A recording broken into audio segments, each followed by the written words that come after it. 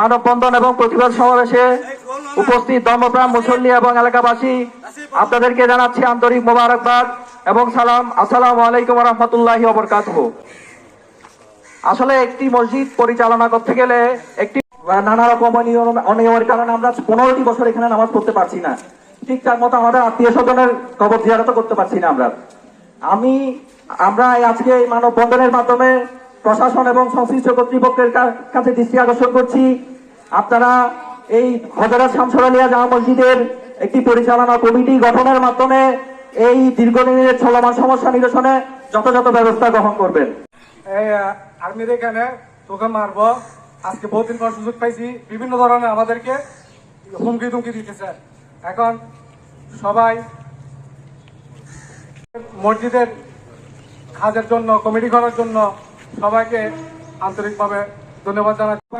এই মসজিদ তলায় জায়গা দিয়ে কমিটি রেজিস্ট্রি করে যেদিন মসজিদের জন্য জায়গা দিচ্ছে সেদিন কমিটি শুদ্ধ রেজিস্ট্রি করে আমার আব্বা কেশিয়ার হিসেবে এই রেজিস্ট্রি অফিসে কমিটি শুদ্ধ রেজিস্ট্রি করে এটা কমিটিতে তৈরি করে আলমকে যখন এখানে প্রতিনিধি হিসেবে সবাই নিয়োগ দেওয়া হয়, তিনি ওনাকে যখন আমরা মুরব্বী হিসেবে যখন আমরা মেনে নিই, কিছুদিন পর দেখা যায় কমিটির জন্য যখন কথা বলি, আমরা যখন হিসাব নিকাশ দেখার জন্য সবাই ওনাকে বলি, উনি বলছে আমার বাবার মসজিদ এখানে কিসের হিসাব আমাদের পরিবারের, আমরা নিব, এখানে কোনো হিসাব হবে না, তোমরা কারা এখানে কোথেকে আসবে।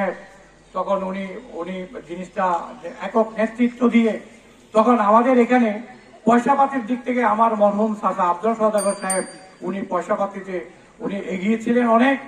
পাড়ার সবাই সহযোগিতায় যে যতটুকু পেরেছে, আমার জানা মতে আমি যে আমার মুরব্বীদের কাছ থেকে জেনেছি, আমার এই আব্দুল সওদাগর আমাদের এই মুরব্বী উনি আজকে এখানে মৃত্যু উনি কবরের মধ্যে শায়িত আছেন।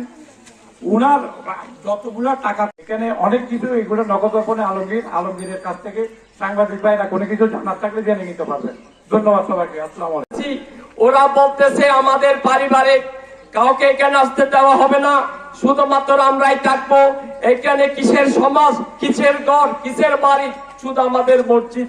মক্কা শরীফ যেতে হবে না, হজ এখানে হয়ে যাবে।